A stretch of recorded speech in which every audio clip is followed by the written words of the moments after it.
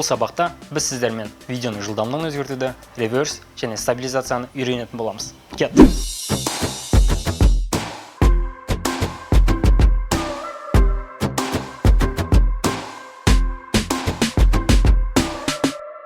Видеоның жылдамдығын қалай өзгерту керек екенін көрсетпес бұрын, мына видеоны қарап көрейік. Байқағандарыңыздай, видео slow motion стилінде, яғни өте баяу видео. Жалпы видеоның жылдамдығын арттырудың екі жолы бар. Ол бірінші жолы оңай жолы.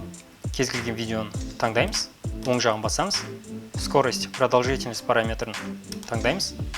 Одан кейін мұнда скорость параметрін өзгерту арқылы біз видеоның жылдамдығын өзгерте аламыз. Қазір мұндағы скорость параметрін 100-ден төмендететін болсақ, ол видеоны баяулатады, ал 100-ден үлкейтетін болсақ, ол видеоның жылдамдығын арттыратын болады.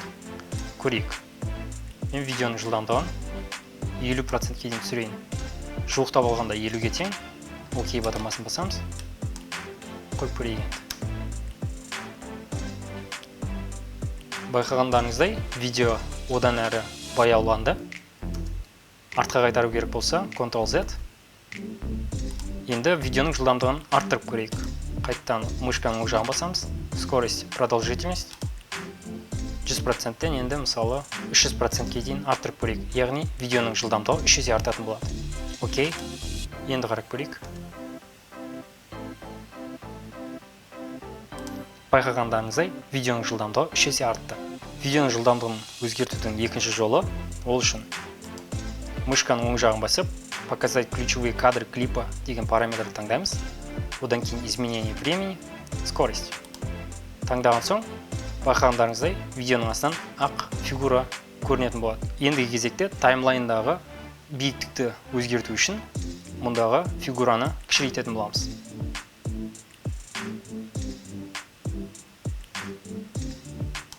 Мен қазір бұл фигураны кішірейткен себебім маған ортадағы фигураны көру керек болды. Яғни ұзын сызық. Бұл сызық арқылы қазір видеоның жылдамдығын өзгертетін боламыз.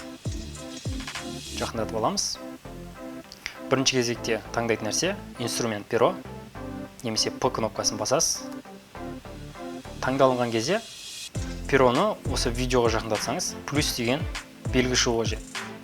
Мысалы, сіз жылдамдықты қазір қай кезде өзгерткіңіз келеді. Мысалы, видео келе жатады. Видео осы жерге дейін жылдам болған қалайсыз.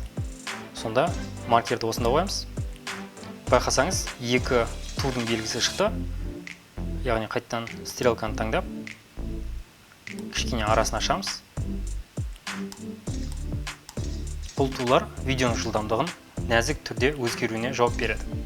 Ендігі кезекте видеоның жылдамдығын өзгерту қалды. Ол үшін таңдаған стрелкалардың сол жағынан стрелканы жоғары қарай қимылдатамыз. Сонда біз оның жылдамдығын арттыратын боламыз. Байқасаңыздар, жылдамдығын артқан сайын оң жақтағы стрелкалар бері қарай жылжуда.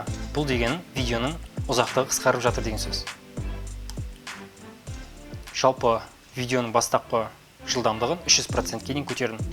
Сіз мұна сызықтардан байқасаңыз, басында видеоның жылдамдығы өте жылдам болады, одан кейін баяулап өзінің қалыпты деңгейіне түсетін болады. Қарап көрейік. Егер сіздер видеоның соңын байқаусызда өшіріп жүрген болсаңыздар, жай ғана стрелка шыққанша мышканы жақындатамыз, одан кейін жылжыту арқылы видеоны бастапқы қалпына келтіреміз.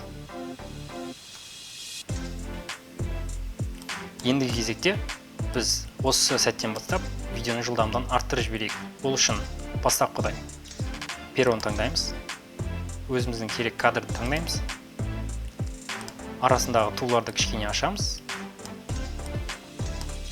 Енді жылдамдықты арттырамыз. Астына байқасаңыз, жылдамдықтың қанша есеге өзгеріп жатқанын көруге болады. Яғни 300%, ол 3 есе, 400%, 4 есе. Осылайша видеоның жылдамдығын арттырып беруге болады. Мен жай ғана 300% қолданамын. Жуықтап алғанда 300%. Енді видеоның қалай өзгергенін байқап көрейік. Менде компьютер кішкене қатып жатқандықтан сіздерге осылай көрінуде.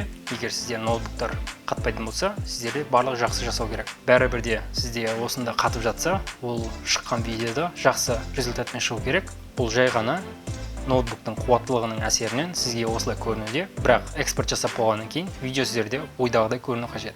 Келесі көрсеткім келетін нәрсе, ол видеоны артқа қайтару, яғни реверс. Видеоны артқа қайтару үшін жай ғана мышканың оң жағымен скорость продолжительность параметрін қайттан таңдаймыз.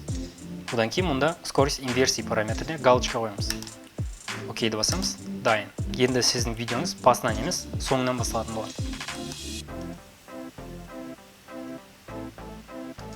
Егер де сіз түсірген видеоңыз қатты қимылдап, қатты сілкініп жатса, стабилизация эффектісі арқылы видеоңызға стабилизация енгізсеңіз болады. Яғни видеоңыз көп қимылдамайтын болады.